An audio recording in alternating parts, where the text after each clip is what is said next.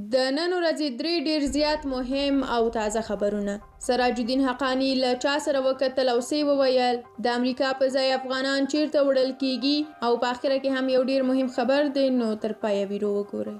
په سر کې دا چې د کورنیو چارو وزیر سراج الدین حقانی د افغانستان لپاره د روسیې هیواد له ځانګړي استازي ضمیر کابلوف سره وکتل. د کورنیو چارو وزارت لخوا په یوه خپره شوې خبرپاڼه کې راغلي دي چې دغه کتنه کې چې د روسیې د سفیر په ګډون د دفاع، کورنیو چارو، اقتصاد او زراعت وزارت استازي هم شامل وو. د دواړو هیوادونو په هر اړخیزه مسایلو بحث وشو. د کورنیو چارو وزیر په دې لیدنه کې ویلي دي چې افغانستان به له دې وروسته د هیڅ ګاونډي او نورو هیوادونو لپاره خطر نه وي. نوموړي له نشهیي توکو سره د مبارزې د ټولو هیوادونو ګډ کار وباله او نشهیي توکي یوازې د افغانستان نه بلکې د ټولې نړۍ لپاره ستر ګواښ یاد کړی دی او پر ګډې مبارزې ټینګار وکړ. حقانی دغه راز روسي پلاوي ته یادونه وکړه چې د بهرنیو هیوادونو لپاره ښه فرصت رامنځته شوی ترڅو سرپرست حکومت په رسمیت وپیژني او ګډو ګټو ته کار وشي. په دې لیدنه کې د روسیې ځانګړي استازي ضمیر کابلوف ویلي دي چې هیواد یې کولی شي د سرپرست حکومت ټولې اړتیاوې پوره کړي. دواړو لوریو د ښو اړیکو په دوام ټینګار کړی دی.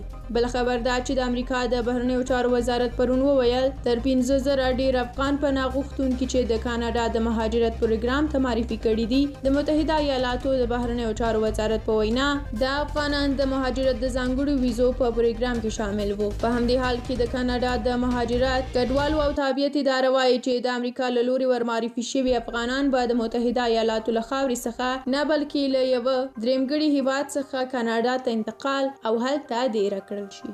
په پای کې درېیم مهم خبر دا دی چې د افغاني سرې میاشتې ټولنه وایي چې 90 تنه افغان ماشومان د درملنې لپاره جرمني ته ولېږل شول. دې ټولنې پرون یعنې پنجشنبه وویل د ماشومان چې سخت سوځېدلي وو او یا هم د هډوکو د ماتېدو د نرمېدو په ناروغیو اخته وو د جرمني د سولې کلي موسسې په مرسته د درملنې لپاره جرمني ته لېږل شوي دي. په همدې حال کې 19 افغان ماشومان چې وړاندې د درملنې لپاره جرمني ته لېږل شوي وو له درملنې وروسته افغانستان ته ستانه او خپلو کورنیو ته وسپارل شول.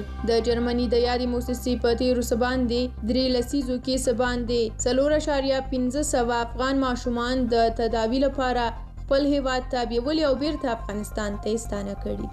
مننه چې د سول افغان یوټیوب چینل ویډیوګانې ګورئ. زموږ د نورو ویډیوګانو لپاره سبسکرایب ته نه کېږئ. پخوانۍ ویډیوګانو ته مو هم یو سر ووهئ او تر اخره وګورئ. لایک یې کړئ. تر بیا بلې ویډیو ښه وخت ولرئ.